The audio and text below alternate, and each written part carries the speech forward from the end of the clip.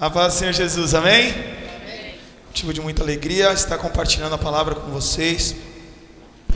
Nós viemos cheio de testemunhos do retiro. Quem foi? Foi bênção ou não foi bênção? E quem não foi, programe-se. Você tem um ano para fazer sua inscrição, dividir em 12 vezes, para você estar conosco em nome de Jesus, amém? Abra a palavra de Deus em Josué capítulo 3, versículo 5.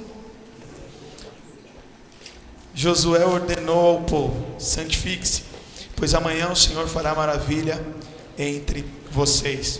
Eu vou ler 1 Tessalonicenses capítulo 4, versículo de número 8, que diz, o trecho que diz: Deus chamou para santificação. Amém? O tema enraizados foi ministrado sobre as nossas vidas lá no retiro de jovens. Enraizados em Cristo Jesus, na palavra de Deus, naquilo que Deus tem para as nossas vidas. E foi muito legal que esse tema santificação foi tratado nas palavras, nas nossas vidas, o perdão de Deus e a santificação. E eu queria que nós pudéssemos pensar um pouco nessa coisa do enraizado de uma maneira prática. Enquanto eu estava no retiro, eu comecei a anotar algumas coisas. Eu já sabia que eu estaria aqui ministrando a palavra. Então eu já comecei a anotar alguns exemplos que Deus foi falando comigo. E eu fui anotando, e Deus me deu algumas coisas que eu quero tentar levar para o coração de vocês, para que a gente saia daqui com um desejo de santificação. Primeira coisa que eu quero destacar é: a santificação é o fruto natural de quem está enraizado em Jesus Cristo. A santificação é um fruto natural de quem está enraizado em Jesus Cristo. Por exemplo, essa orquídea aqui, gente.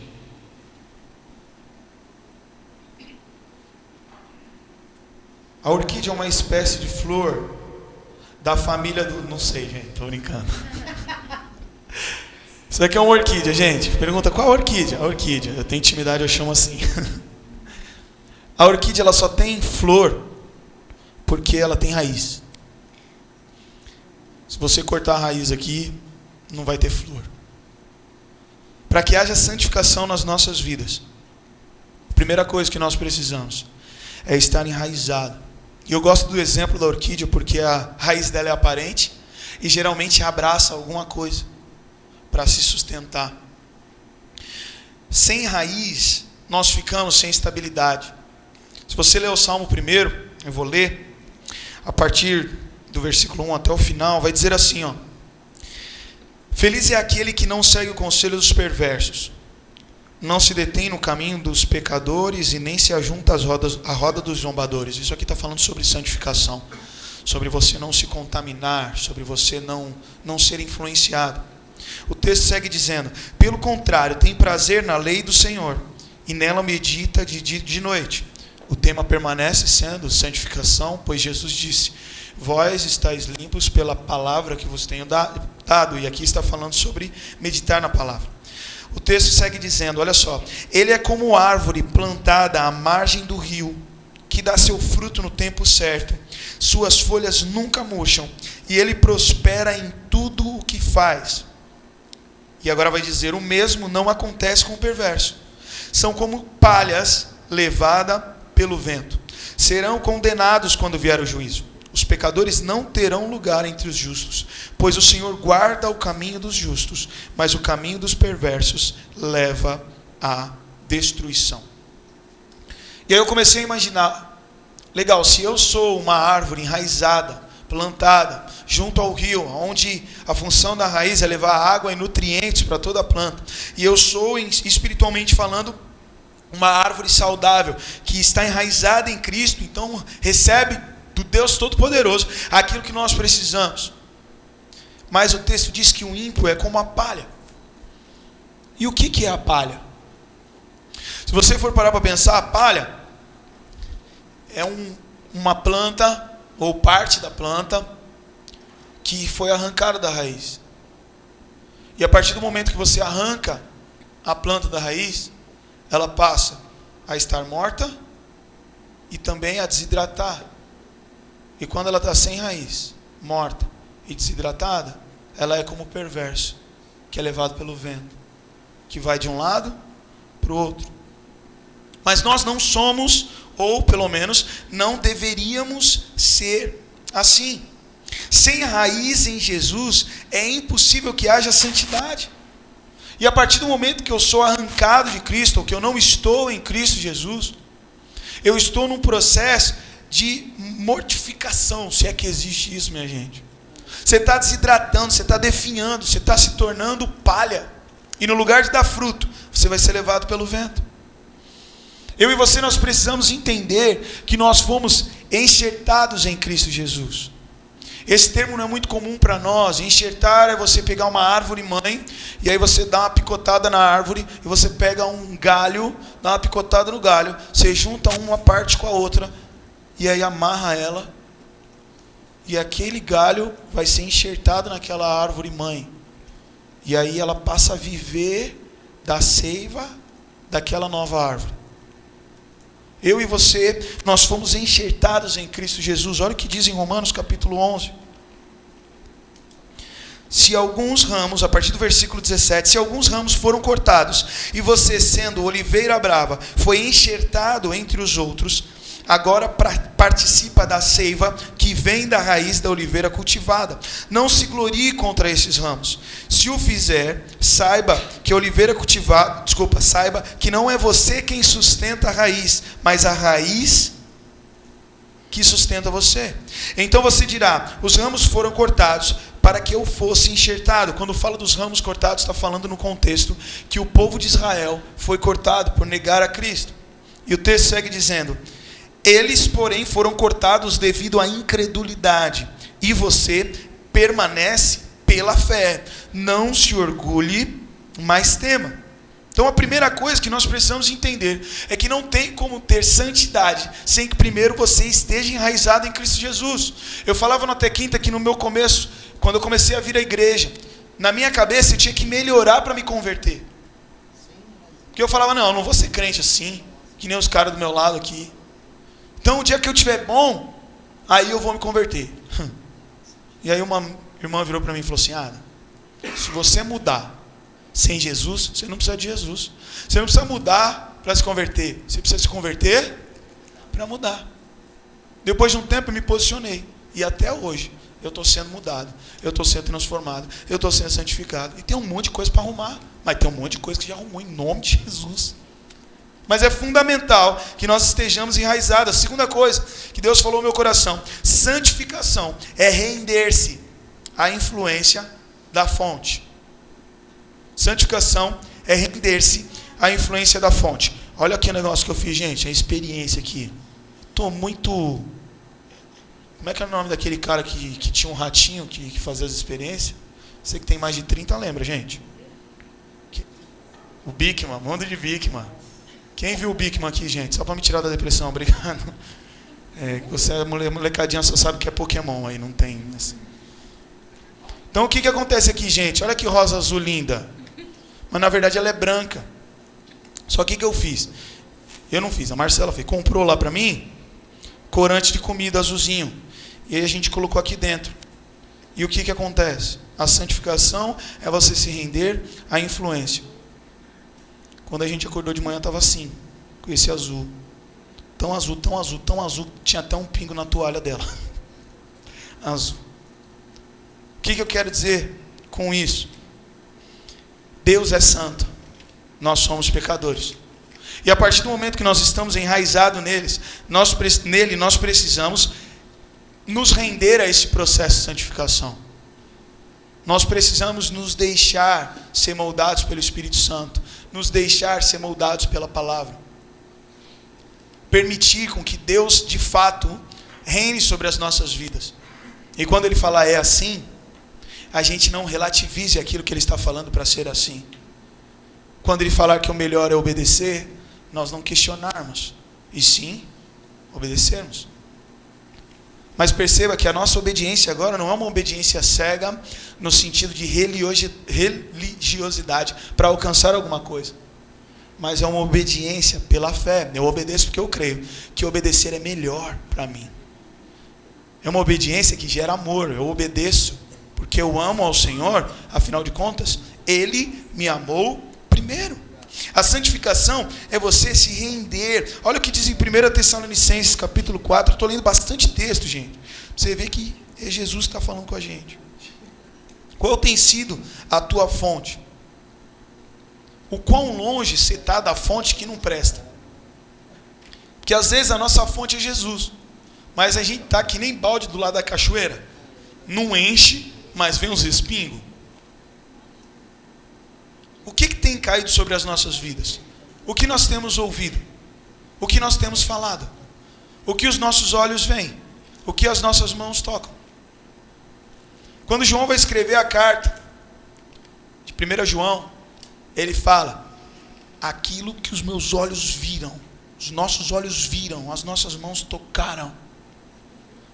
Ele estava tão envolvido com a fonte que isso gerava nele convicção.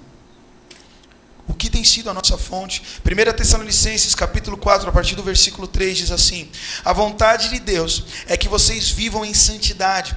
Por isso, mantenham-se afastados de todo pecado sexual. O que é o pecado sexual, gente? Tudo que não é o sexo depois do casamento é pecado sexual. Amém? Qualquer dúvida, você pergunta em particular. Tá bom? Cadê aqui? Cada um deve aprender a controlar o próprio corpo e assim viver em santidade e honra, não em paixões sensuais, como os gentios que não conhecem a Deus. Nesse assunto, não prejudiquem nem enganem um irmão, pois o Senhor punirá todas essas práticas, como já advertimos solenemente. Pois Deus nos chamou para uma vida santa e não impura. Portanto, quem se recusa a viver de acordo com essas regras, não desobedece aos ensinamentos humanos, mas rejeita que lhes dá o seu Espírito Santo. Rejeita a Deus que lhes dá o seu Espírito Santo. Não existe santificação sem obediência. Isso é tão explícito que o texto diz: portanto, quem se recusar a viver de acordo com essas regras, que regras? As regras estão acima, falando sobre santificação, sobre estar longe do pecado sexual, sobre se apartar da aparência do mal. Eu gosto muito desse termo, porque da aparência do mal, quando ele começa a descrever aquilo que é mal, nego parece estar jogando bingo. Ele fica: ainda não falou, eu posso fazer isso. Isso também ele não falou ainda. Só que aí ele dá uma ampliada, ele fala: e tudo aquilo que é aparentemente mal, também não pode. Aí você fala: chegou, pegou. Porque tem gente que quer que a Bíblia tenha 6 quilômetros de folha. Porque o cara fala para mim: mas a Bíblia não fala que não pode fumar. Mas não tinha nem cigarro na época, eu acredito. A Bíblia também não fala que tinha dinossauro, porque esse nome foi de 1970 para frente. Já pensou? Deus tivesse que escrever cada negocinho: não pode ser corintiano. Tá na cara que não pode. Mas a gente não precisa escrever. Tem corintiano aqui, gente? Tem. Ainda bem que tem detector de metal na igreja, tô brincando. Os caras já vão me pegar lá fora, já. Tem misericórdia. A santificação é render-se à influência da fonte. A terceira coisa: santificação é espiritual, mas reflete no natural. Olha o que diz em Mateus 13:30. Abre aí correndo. Deixem que cresçam juntos até a colheita. Então direi aos encarregados da colheita: juntem primeiro o joio e amarrem-no em feixes para ser queimado. Depois juntem o trigo e guardem-no no meu celeiro. Aqui está falando sobre a parábola do joio e do trigo. E eu arrumei um trigo aqui, gente. Dá um zoom aqui, Samuca. Quero imagens. Chega. Se é o meu celular, já buga, já não dá para... gente, vocês estão vendo a negociação aí? Isso aqui é um trigo, entendeu? Agora eu vou... Segura aí no Samuel, não corta para mim não. Segura aí, Samuel. Agora eu vou mostrar o joio, ó. Aqui é o joio, ó. Tá vendo o joio? E aqui é o trigo. Tá vendo o trigo? Tá vendo? Deu. Porque o que eu estou fazendo? O joio e o trigo são muito semelhantes. A distância que a gente está, você não ia perceber a diferença. Eles seriam semelhantes. Mas a principal diferença entre o joio e o trigo, sabe qual é? O joio é oco. Você não faz farinha do joio. Você faz farinha do trigo. O trigo, ele tem uma tendência a envergar. O joio, ele fica petulante. E a palavra de Deus fala que existe uma diferença entre o joio e o trigo. E para mim, cara, isso é uma revelação da parte de Deus. Que hoje em dia, parece que não tem diferença do crente e do ímpio. Quando eu leio isso, que um é joio e o outro é trigo, eu falo, meu Deus, a gente tem que ser diferente do mundo. Glória a Deus, que revelação. Alguns jovens nesse momento, ao ouvir essa palavra, ficam até arrepiados, porque eles pensavam que todos eram iguais, e simplesmente um, em vez de ir para a balada, ia para o shopping, ou nem isso, era igual também. A Bíblia fala que a santificação, que Deus transforma as nossas vidas, e há sim diferença entre o ímpio e o justo. Só que a diferença do joio e do trigo é o que tem dentro, mas não é a única parábola. A Bíblia também fala de luz e de trevas. Então, a santificação é um processo espiritual, mas que revela no natural a diferença entre o ímpio e o justo, a diferença entre a luz e as trevas, a diferença comer uma comida com sal e comer uma comida sem sal, é perceptível. A palavra de Deus diz, e vereis a diferença daquele que serve e aquele que não serve a Deus. O texto não diz, e terás uma revelação do Espírito, não, vereis, é natural. Algo que é transformado de maneira espiritual passa a ser revelado de maneira natural. 1 João capítulo 3, versículo 10, assim podemos identificar quem é filho de Deus e quem é filho do diabo. Quem não pratica a justiça e não ama os seus irmãos, não pertence a Deus. A nossa vida, a forma como nós caminhamos, revela o nosso guia. Conta-se uma história de um missionário que foi numa tribo indígena. E depois de um tempo chegou um outro grupo missionário. E esse missionário, esse primeiro, tinha ido sozinho. E aí esse segundo grupo missionário começou a pregar para essa galera. E falou, olha, eu vim aqui para falar de Jesus. Jesus, ele é amor. Jesus, ele quer que você tenha uma vida transformada. Jesus, ele quer te abençoar. Os índios viraram para esse segundo grupo de missionários e falaram, eu conheci esse Jesus, ele veio um tempo atrás aqui pregar para a gente. Quando na verdade, era um missionário. Mas a obra de Deus nas nossas vidas revela quem é o nosso guia. Então essa é a terceira coisa, a santificação espiritual, mas reflete no natural. Quarta coisa, santificação hoje gera milagres amanhã. Santificação hoje gera milagres amanhã. Foi isso que Josué disse. Josué ordenou ao povo, santifique-se, pois amanhã o Senhor fará maravilhas. A salvação é pela graça, mediante a fé. Não há nada que você faça para você ser salvo. Nós falamos sobre graça quinta-feira agora no Tequimpo. Salvação é pela graça. Agora preste atenção. Tem muita coisa da vida em abundância que é lei de semeadura. Aquilo que o homem plantar, ele vai colher. Adam, mas é a salvação? É pela graça. É pela graça. E a vida em abundância? É reflexo também da graça de Deus, mas também é reflexo de uma obediência mediante a fé, de uma obediência mediante ao amor. O Senhor, ele quer santificar as nossas vidas. E a santificação hoje gera milagres amanhã. A santificação é algo que aparece no íntimo, que começa no íntimo e que floresce em público.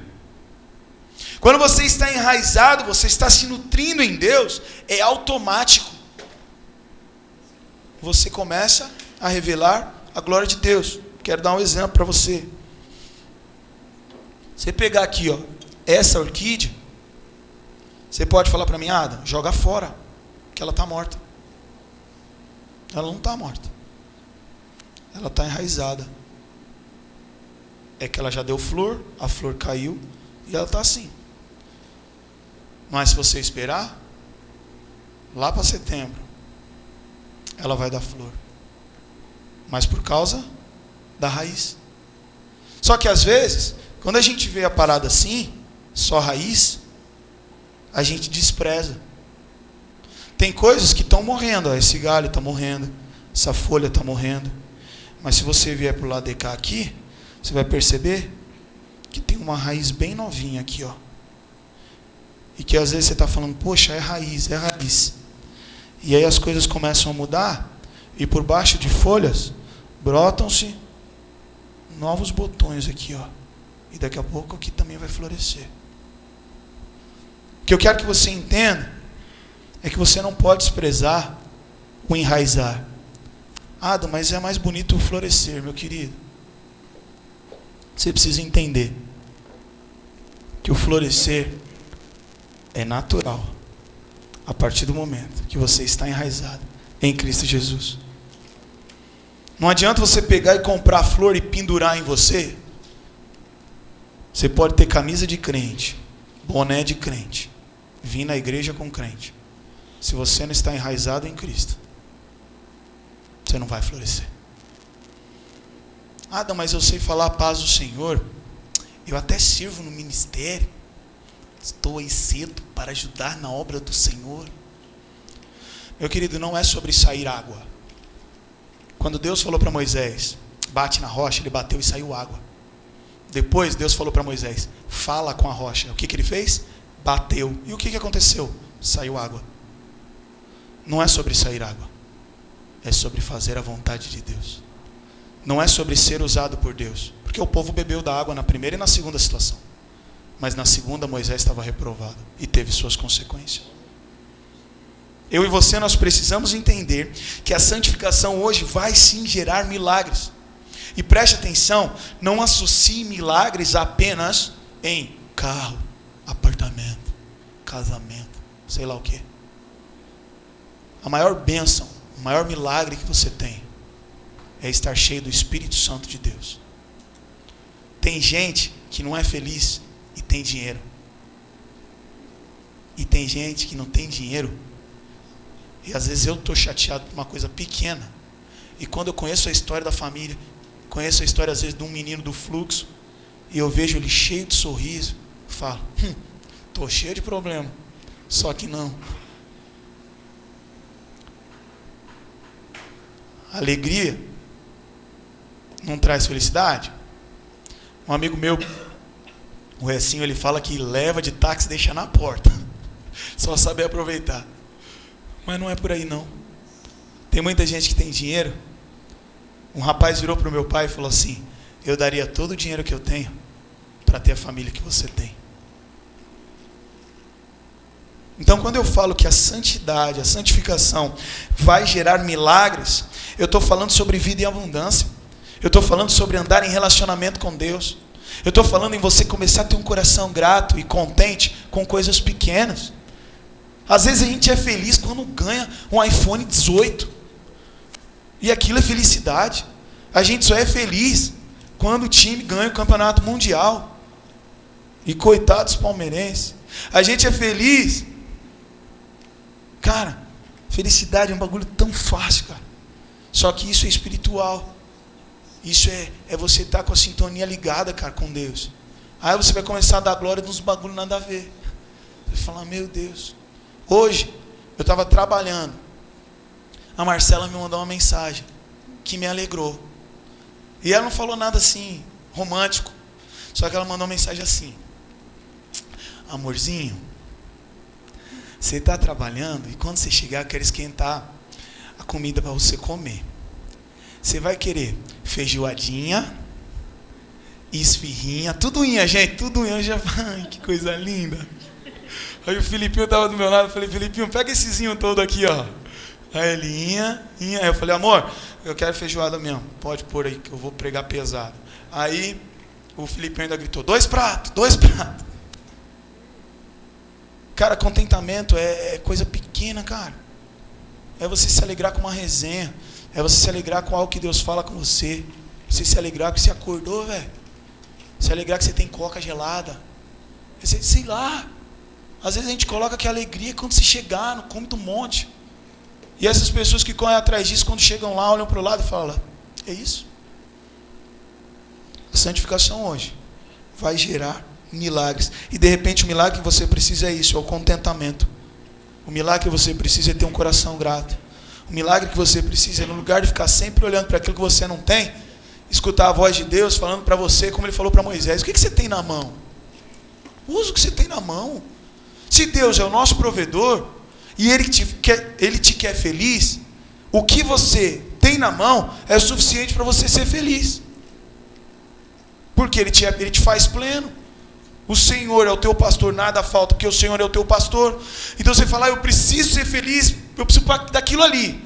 Não, eu preciso daquilo ali. Enquanto você precisar de algo para ser feliz, ou você vai se frustrar ou conquistar, ou Deus vai fazer aquilo estar numa esteira rolante, e você vai ficar correndo e nunca vai alcançar aquilo, até que você seja pleno.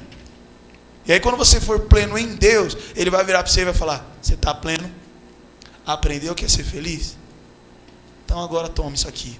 E às vezes isso aqui é muito melhor do que você pediu. Geralmente é assim. A santificação hoje vai gerar milagres amanhã. Quinta coisa: santificação é condicional à fé. Persevere em nome de Jesus.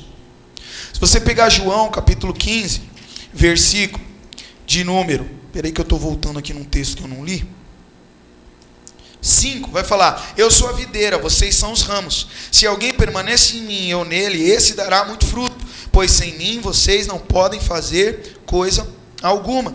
E o versículo 1 e 2 diz assim: eu sou a videira verdadeira e o meu pai é o lavrador. Agora preste atenção: todo ramo estando em mim não dá fruto, ele corta.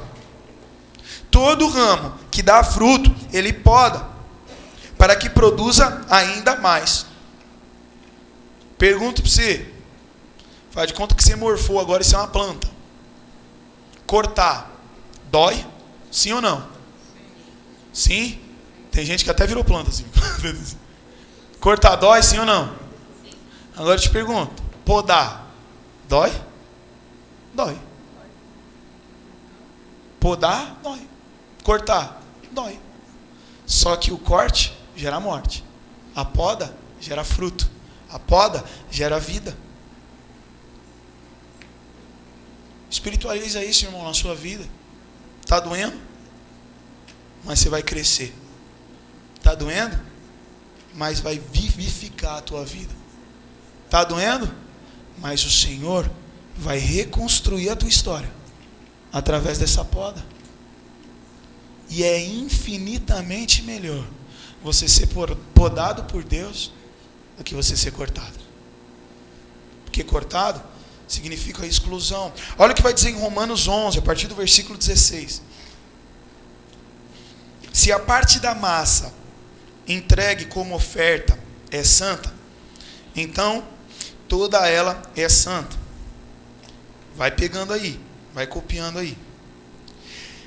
E se as raízes da árvore são santas, os ramos também serão. Mas alguns desses ramos, alguns do povo de Israel, foram cortados.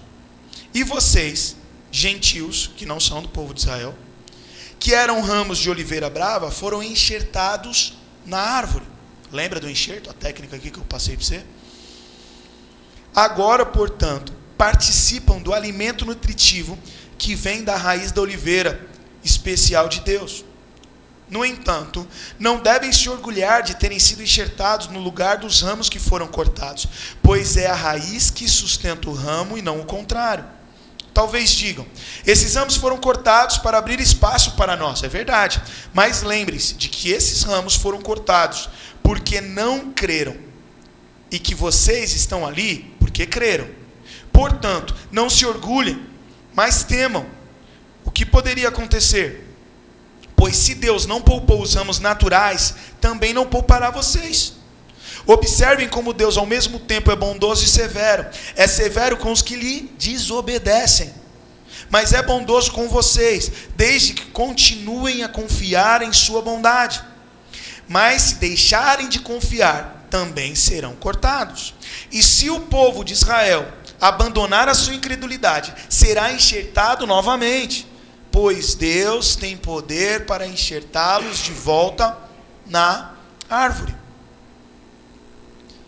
Você está enxertado nessa árvore, enraizado nessa árvore, porque Cristo venceu numa cruz, morreu e ressuscitou. Então você passa a crer nesse Jesus, e esse Jesus te enxerta, e você passa a ser vivificado, a participar daquilo que nutre de maneira espiritual a tua vida. Mas o texto diz: tema, porque se você abandonar a fé, você também será cortado. Só que o que eu vejo aqui nesse texto é o seguinte, ele também fala o seguinte: mas e aqueles que foram cortados? Se eles abandonarem a incredulidade, eles serão enxertados. Eu não sei se você já viu um enxerto, mas dependendo de como foi feito o enxerto, e aí nós estamos falando de Deus como agricultor, fica desperceptível. Eu não sei se você está caído na fé, mas o Senhor quer enxertar você essa noite. Eu não sei se você está como uma palha, sendo levado de um lado para o outro. Você caiu aqui, pela graça e pela misericórdia do Senhor.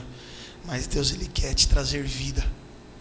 Deus, Ele quer que você tenha raiz, que é a raiz que sustenta a árvore, senão o vento derrubava, senão qualquer um levava para um lado para o outro. A raiz é que dá sustento.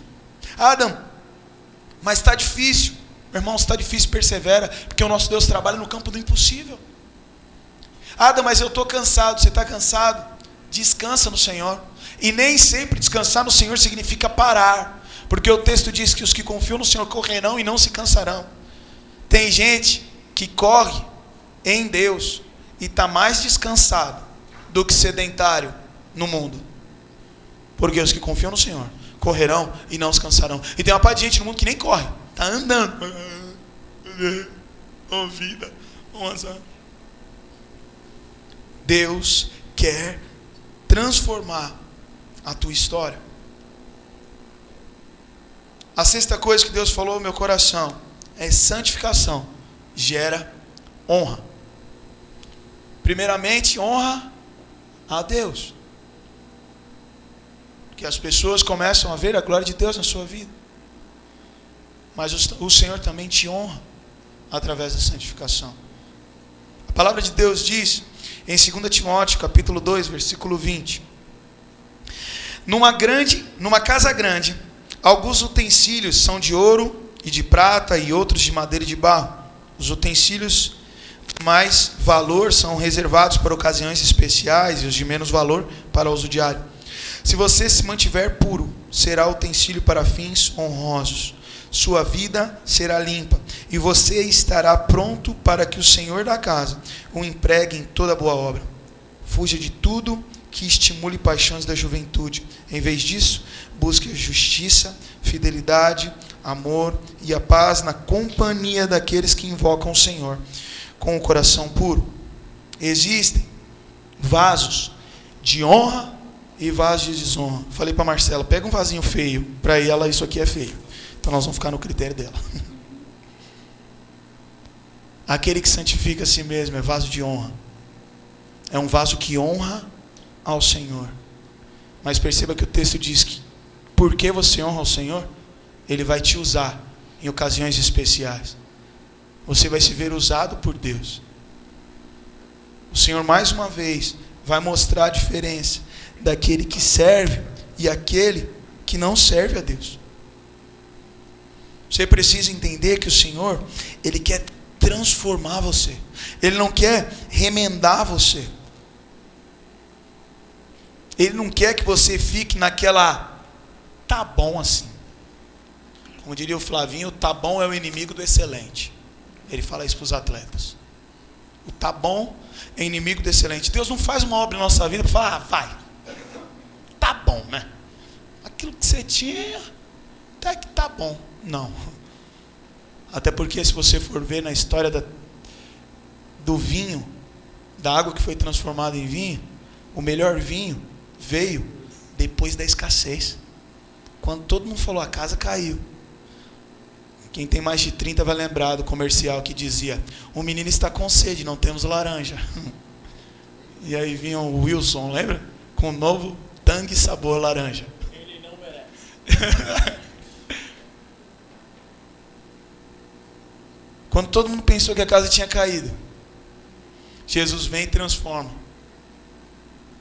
água em vinho.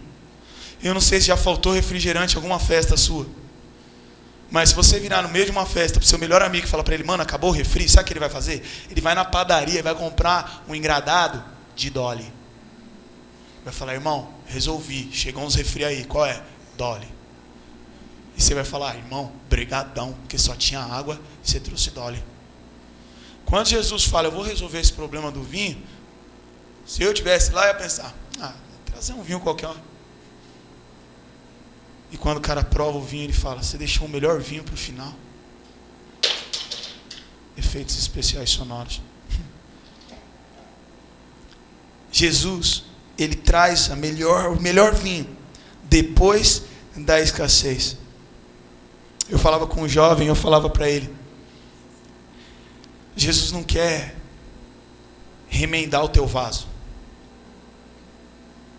Ele não quer adaptar o vaso.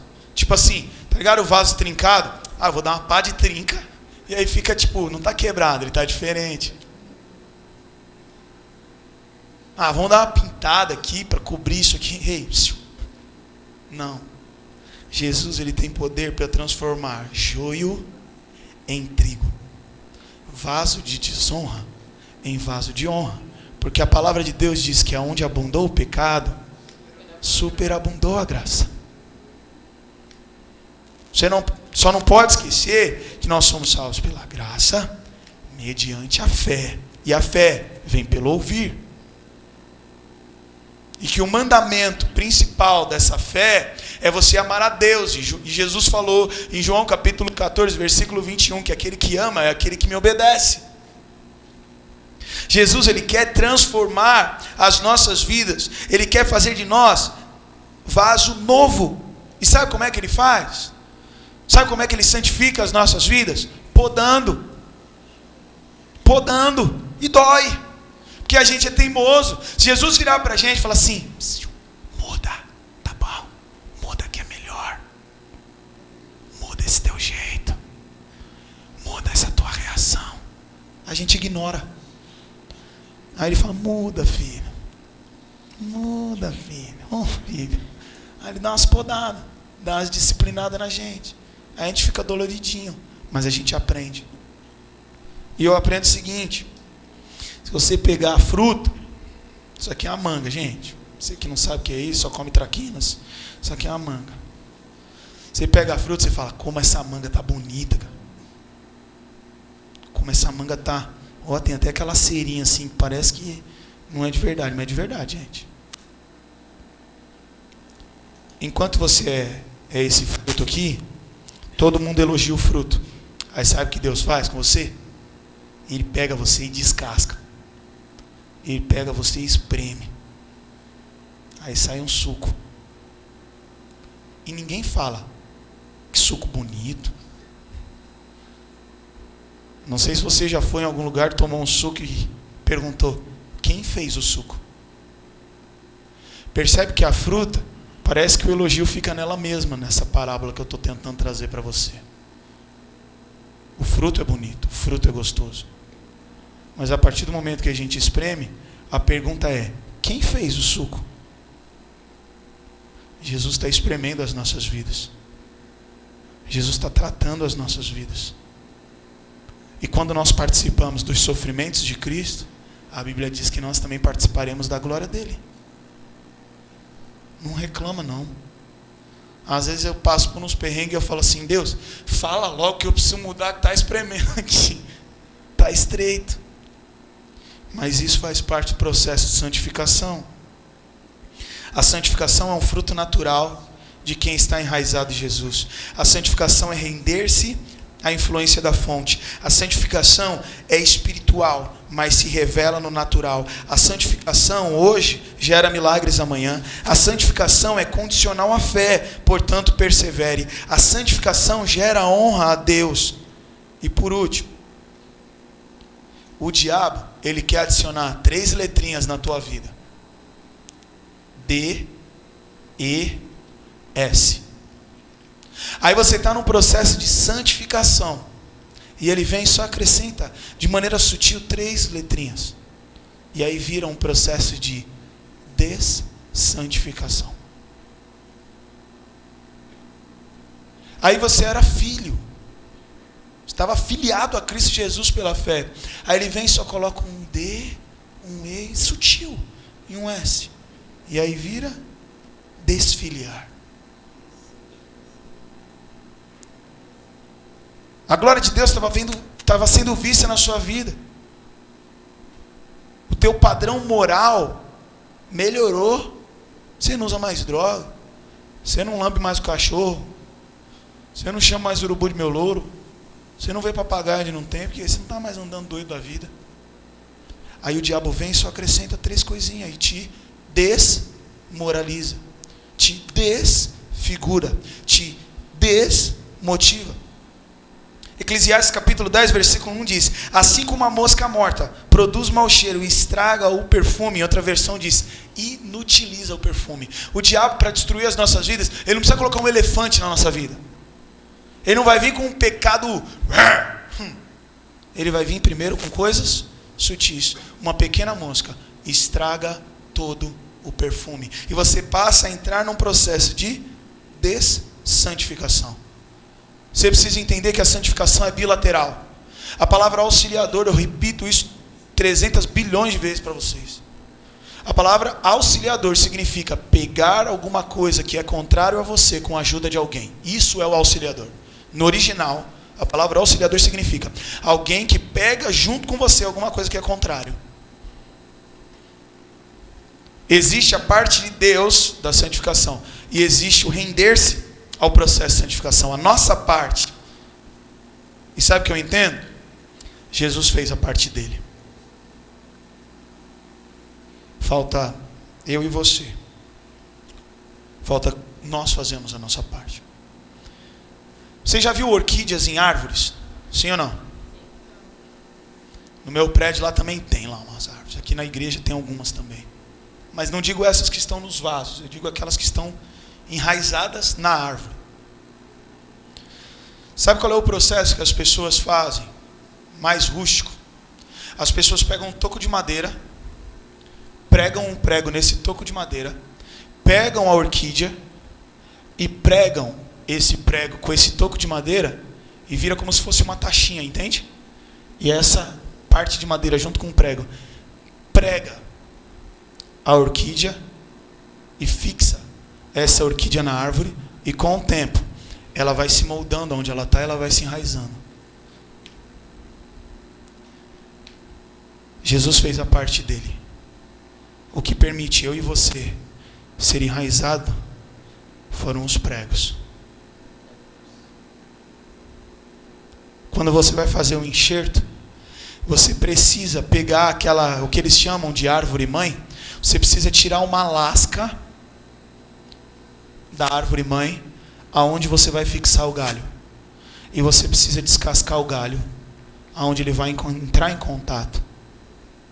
Trazendo para o corpo humano, é como se você tirasse uma pele e tirasse a outra pele e colocasse pele na pele, e elas vão cicatrizar juntas e se tornar uma só coisa. Jesus foi despedaçado numa cruz para que nós pudéssemos ser enxertados. A parte dele ele fez. O Espírito Santo faz a parte dele todos os dias. A Bíblia diz: quando te desviares para a direita ou para a esquerda, ouvirás uma voz dizendo esse caminho. O Espírito Santo ele fala, ele te instrui, ele te ajuda a vencer aquilo que é contrário. Só que muitas vezes, como diz Estevão, nós temos resistido ao Espírito Santo. Fecha os teus olhos. Estamos enraizados em Cristo, como uma orquídea abraçando um tronco. Decida se enraizar essa noite. Temos Jesus como fonte ao mundo. Nós temos sugado a essência de Deus, ou nós temos sugado a essência do mundo. Nós temos sido influenciados pelas coisas de Deus, ou nós temos sido influenciados pelas coisas do mundo. Nós temos bebido e comido daquilo que o mundo me oferece, ou nós temos feito do Senhor a nossa bebida. Beba de Jesus essa noite. Nós temos sido trigo que faz pão e alimenta, ou trigo que até parece ser, mas é oco. Mas Jesus tem poder para transformar joio em trigo. Nós temos sido podados ou cortados. Nós somos árvores num ribeiro, ou nós somos como a palha. Sua raiz está em Cristo, permaneça, vai florescer, vai frutificar. E se está difícil, Deus vai fazer um caldo de você para a glória dele. Deus vai fazer um suco. Se Deus falou com você essa noite, de alguma forma, fica de pé no teu lugar em nome de Jesus. Fala: Senhor, foi nesse ponto que o Senhor falou comigo. Muda a minha vida, muda a minha história, em nome de Jesus. Coloca a tua vida diante de Deus. Se Deus falou contigo, repete uma oração comigo. Diga: Senhor Jesus, eu quero ser como árvore plantada junto a ribeiros. Me enxerta em Ti. Me faz enraizar no Senhor, Deus.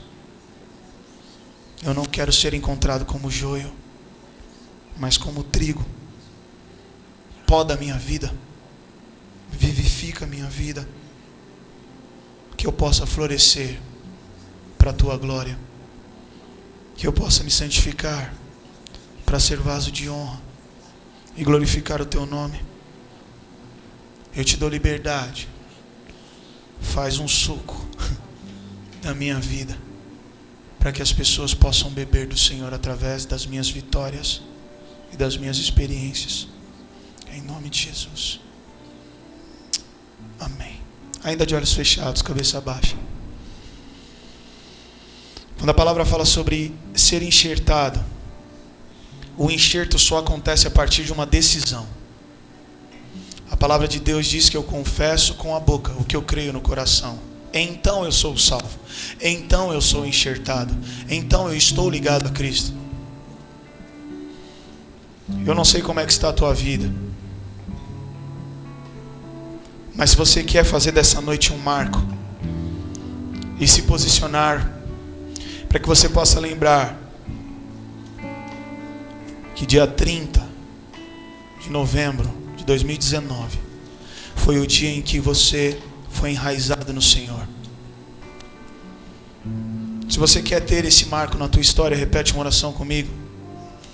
Diga: Senhor Jesus, eu reconheço o Senhor como o único e suficiente Salvador da minha vida.